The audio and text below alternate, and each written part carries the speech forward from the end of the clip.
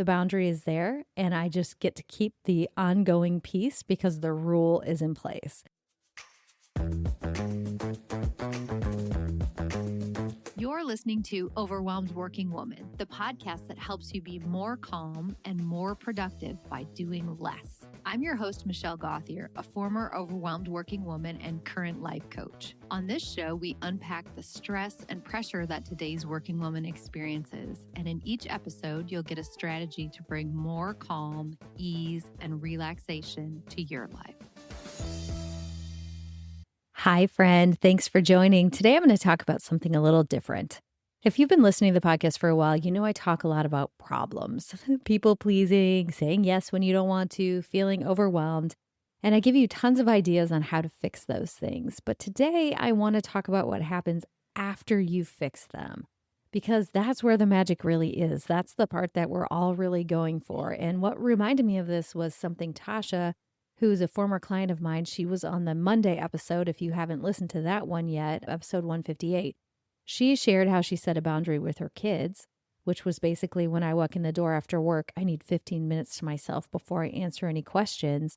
And just like that, obviously kids don't listen on the first try. You have to keep reminding them. But after that boundary was implemented, her evenings got so much easier, so much less chaotic. Her kids got used to it. That one small boundary for her to have 15 minutes to go gather herself, change clothes, move into mom mode from boss mode had a ripple effect that changed their entire family routine. And it's still going today.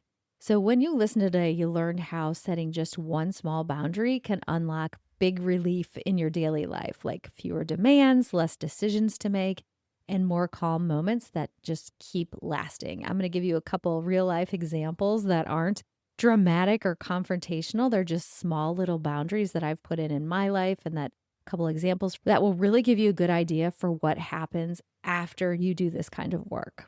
So at the start of this episode, I mentioned my client Tasha and this small shift that she made where she put a boundary in that her kids weren't allowed to ask her any questions for 15 minutes after she first got home from work.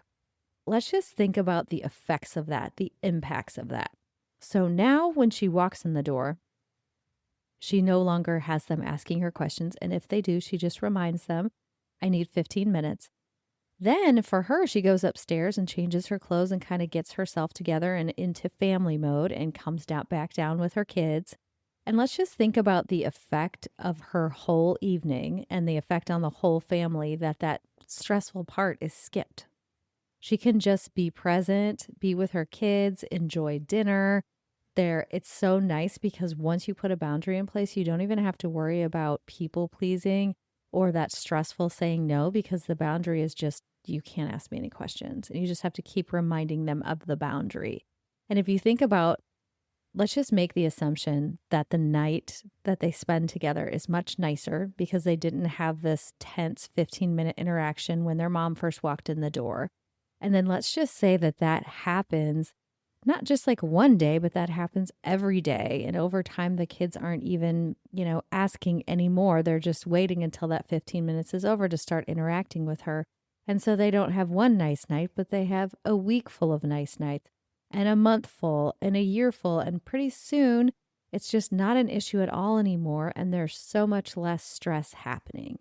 So even though this is a tiny boundary, the way that it carries out and keeps going is so big. So if you think about some place in your life where you could set a small boundary like this, it feels sometimes a little stressful to set the boundary, but I just want to remind you how long the effects will keep going.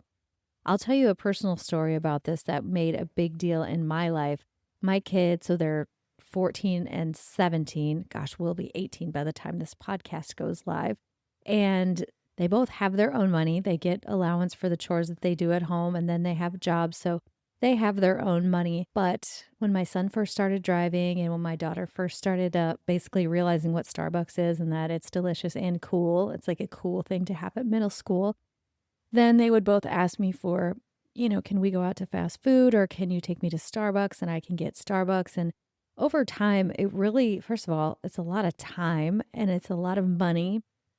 So I decided that what I needed to do was put a boundary in place that I don't pay for Starbucks at all. And if I have groceries in the house, which I always do, but you would just rather go to Cane's Chicken or whatever, you're welcome to do that, but I am not funding that.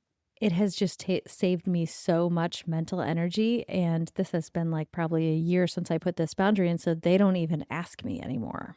Just today, I was at Target with my daughter and we were doing some shopping and I was actually buying something for her. Sometimes I do, sometimes I don't. And as we were checking out, she said, I really want to go get a Starbucks. Do we have time for me to go grab it? Because there's a Starbucks in our Target. And I said, sure, yeah. Did you bring your wallet? Yes, I did. So she went and bought it. She would not ask me to buy her that anymore because it's just a boundary that I don't buy that. And the fun thing about it is instead of having a fight or me sometimes buying it and sometimes not, they know what to expect. They know exactly what to expect. They also know if they don't have the money, then they can't have it. And it is really fun sometimes. Like, let's say we're on a vacation or something. I'll say, oh, I'll treat to Starbucks. What would you like this time? Then she's like, thank you so much, Mom. That's so great of you to do that for me.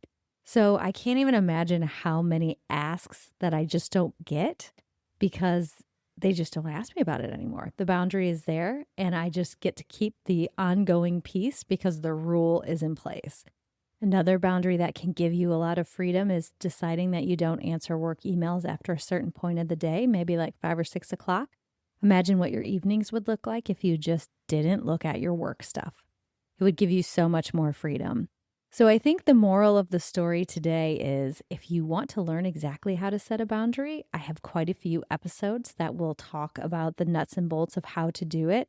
But I really today just wanted to talk about the freedom and what happens when you have a boundary and you stick to it, because once you stick to it and you get the gains from it, they just keep coming.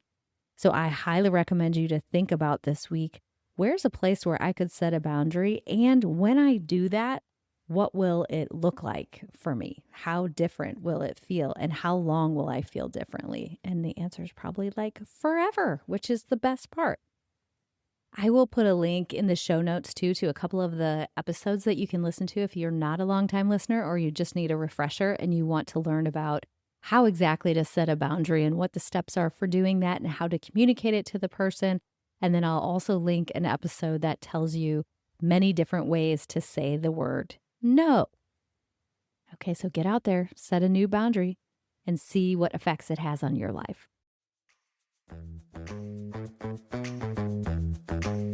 Thank you for listening to the Overwhelmed Working Woman podcast. If you want to learn more about my work, head over to my website at michellegothier.com. See you next week.